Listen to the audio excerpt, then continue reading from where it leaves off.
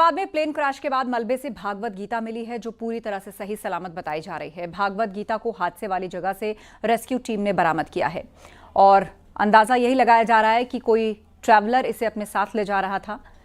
विमान हादसा हुआ, एक को छोड़कर किसी की जान नहीं बची और मलबे के ढेर से ये भागवत गीता बरामद हुई है।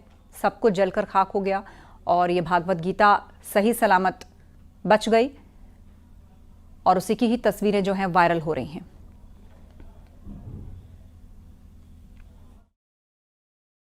आपको ये यहाँ डेब्री से मिला भगवत गीता? हाँ, यहाँ से ही मिला। यहाँ से मिला? हाँ जी। सब कुछ जल चुका है बट भगवत गीता सेफ है। हाँ जी। आप कहाँ किस संस्था के साथ जुड़े हुए? मैं संस्था के साथ नहीं जुड़ा हूँ। आप सिविलियन वॉलंटियर हूँ मैं। वॉलंटियर? Yes yes. तो आप एक बार और दिखाएंगे? आप ये दिखाएंगे और क्या आप थोड़ा अपना एक्सपीरियंस बताएंगे कि कब मिला, कितने दिन पहले? जी जी, ये मुझे लगभग 15-20 मिनट पहले ही मिला हुआ है। ठीक है, यहाँ पे ही पड़ा था। करीब 8:30 पौने 9 के आसपास। 15-20 मिनट पहले आप समझ सकते हो। ठीक है, लेकिन कहने का मतलब ये है कि इतनी गर्मी, मतलब 50,000 से भी ज़्यादा लीटर पेट्रोल तो होगा और ये यहाँ पे ब्लास्ट इतना बड़ा हुआ है, सारी चीज़ें जल गई है। ठीक है, इसको कुछ नहीं हुआ।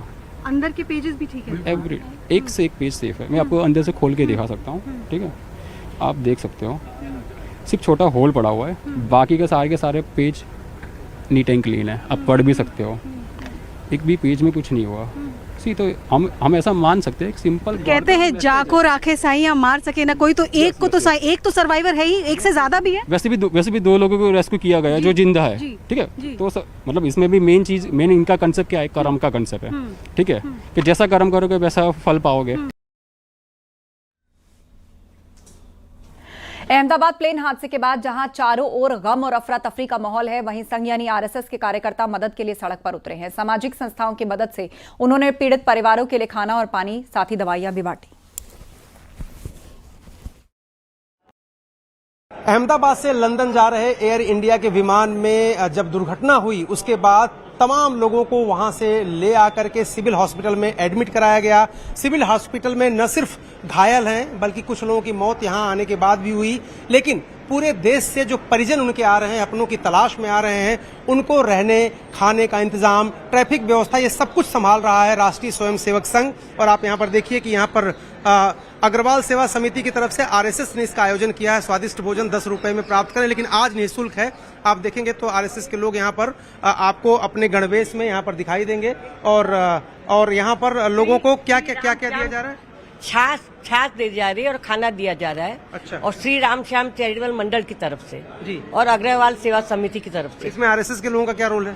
वो सेवा दे रहे हैं। अच्छा, हाँ, सबके लिए व्यवस्था किया जा रहा है। हाँ, सबके लिए। तो आप लोग आरएसएस के कितने लोग यहाँ लगे हुए हैं? यहाँ पे हमारी कम से कम 150 जन की टीम है। अच्छा जी। और क्या क्या काम कर रहे हैं आप लोग? सेवा के कार्य जो हमारे सब सेवा काम में आते हैं वो सब काम कर रहे हैं। जैसे कि हमारे प्रवक्ता है यहाँ पे जो आपसे बात कर सकते हैं। जैसे कि क्या आप जी क्या कह रहे हैं? सही कर रहे हैं। क्या कह रहे हैं? अलग अलग गठ पद्धति से योजना है, मेडिकल से लेके भोजन की व्यवस्था है, दर्दियों के पेशेंट की व्यवस्था है, सब व्यवस्था अलग अलग की गई है संघ की तरफ से। और आरएसएस के कितने लोग यहाँ पर मौजूद हैं? सब नगर से 9 नगर से 10-10 लोगों की टीम बनी है। अभी 125 लोग हैं अभी यहाँ पर। तो आप देखिए तस्वीरों में कि यहाँ पर आरएसएस की देखरेख में, आरएसएस की तरफ से, अग्रवाल सेवा समिति की तरफ से, यहाँ पर श्री राम श्याम चैरिटेबल ट्रस्ट की तरफ से, यहाँ पर आज तो ये आपने लिखा है 10 रुपए में, आज तो ये निःशुल्क दिया है। निःशुल्क है, सब कुछ निःशुल्क है। और रात को भी हम 10 रुपए। अच्छा, रेगुलर है, लेकिन आज निःशुल्क है।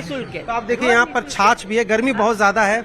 जो परिजन आ रहे हैं, जो पीड़ित लोग हैं, उनके परिवार के लोग, उनको यहाँ पर छाछ भी पिलाई जा रही है। देखिए यहाँ पर जो लोग यहाँ पर आए हैं, अपना स्वादिष्ट भोजन का भी यहाँ पर देखिए स्वाद ले रहे हैं। तो एक तरह से कोशिश ये है आरएसएस की तरफ से कि जितने भी लोग यहाँ पर आए हैं, जिनके परिजनों ने अपनी जान खो दी है। अहमदाबाद विमान हादसे में मारे गए लोगों को वाराणसी में श्रद्धांजलि दी गई। यहां गंगा तट पर शांति पाठ करके दिवंगत आत्माओं को श्रद्धांजलि दी गई। लोगों ने बाबा विश्वनाथ से गुहार लगाई कि ऐसी घटना फिर दोबारा ना हो। वेद पाठी बटुकों ने वैदिक मंत्रोच्चार के साथ मृतकों को भावभीनी श्रद्धांजलि दी। तो एयर इंडिया विमान क्रैश में जिन लोगों की जान गई है या जो लोग घायल हैं, उन सब की शांति और सकुशलता के लिए बाबा विश्वनाथ के मंदिर में पूजा अर्चना की गई। मंत्रोच्चारण के साथ सभी के लिए शांति पाठ किया गया। वाराणसी में कुछ इस तरह लोगों ने श्रद्धांजलि दी। तमाम बटुकों ने मंत्रोच्चारण के साथ उनकी शांति की प्रार्थना की। गंगा किनारे ये शांति पाठ किया गया और बाबा विश्वनाथ से यही प्रार्थना की गई कि जिन लोगों की जान गई है, उन सभी को सद्गति प्राप्त हो, शांति मिले, उनके परिवारों को संबल प्रदान करें और साथ ही साथ जो लोग घायल हैं वो जल्द से जल्द सकुशल हो जाएं और फिर दोबारा इस तरह का कोई भी हादसा कहीं भी पेश ना आए।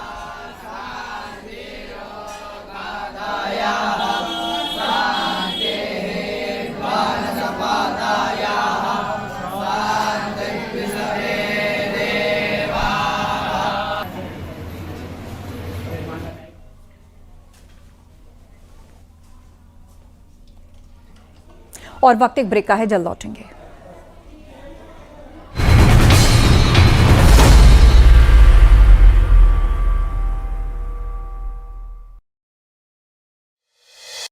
आप देख रहे हैं न्यूज़ 18 उत्तर प्रदेश उत्तराखंड। तस्वीर उस वक्त की जब प्रधानमंत्री घटनास्थल पर पहुंचे। देखिए कितना भयावह ये हादसा, जहां पर विमान क्रैश हुआ वहां पर विमान के मलबे, जगह जगह पर विमान के टुकड़े गिरे हुए हैं। विमान का मलबा हर तरफ नजर आ रहा है और आसपास जितनी इमारतें हैं वो देखिए कैसे शमशान की तरह ये पूरा इलाका दिख रहा है। इस इलाके में जितने पेड़ पौधे और जितने मकान, वो सब कुछ जल गया। मेस है ये, मेडिकल स्टूडेंट्स यहाँ पर रहते थे, आराम करते थे और उन्हें भी बड़ा नुकसान हुआ। जो गाड़ियाँ यहाँ पर थी वो गाड़ियाँ पलक झपकते ही राख में तब्दील हो गई हैं। एक हरा भरा इलाका, गुलजार रहने वाला इलाका पूरी तरह से शमशान में तब्दील हो गया। प्रधानमंत्री ने इलाके का जायजा लिया, उन्हें बताया गया कि कैसे यह हादसा हुआ था। विमान की टेल इस वक्त आप देख रहे हैं जो कि एक मकान में ऊपर फंसी हुई दिख रही है। विमान का विंग भी टूटकर बिखरा हुआ है लेकिन वो जला नहीं है।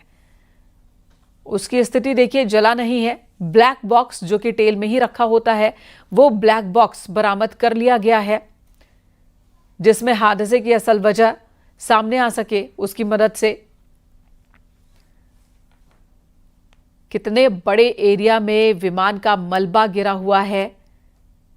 जिस वक्त यह हादसा हुआ लंच का टाइम था। बड़ी संख्या में जो MBBS के स्टूडेंट्स हैं और जो स्टाफ है, मेडिकल स्टाफ, वो मेस में थे। कोई खाना खा रहा था, कोई आराम करने अपने कमरे में आया था और जब यह हादसा हुआ उन्हें अंदाज़ा भी नहीं रहा होगा कि इस तरह से हादसा हो सकता है उनके साथ।